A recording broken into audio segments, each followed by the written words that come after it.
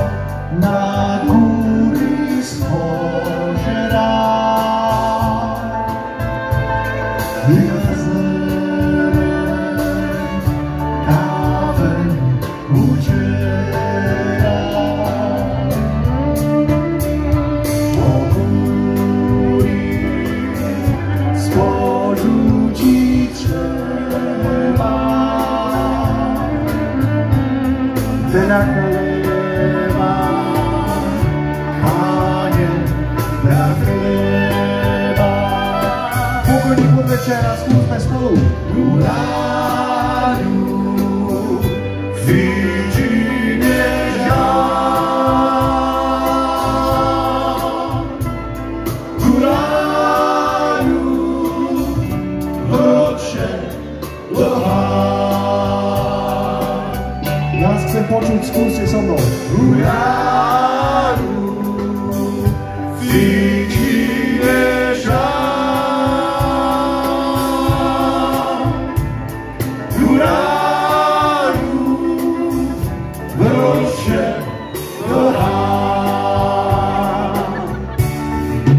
Ja stále opakujem, že túto gorálskú hymnu si predstav spievali aj svätému otcovi Jánovi Pavlovi II. V Zakopanom Gorali. A ktorí nerozumiete po gorálsky, v refrene sa spieva: Goraľu, či ti nie je ľúto, Goraľu, vráť sa naspäť tam, kde si sa narodil, do svojho kraja, do svojej domoviny, tam, kde máš svoje korene, rodinu, priateľov, kamarátov.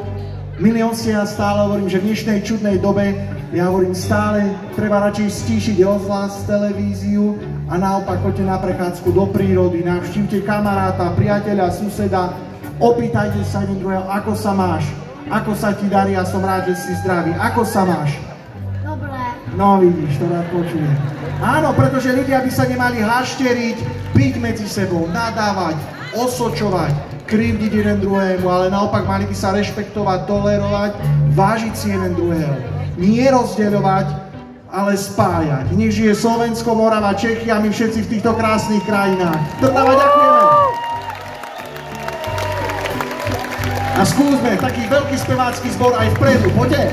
Goraľu!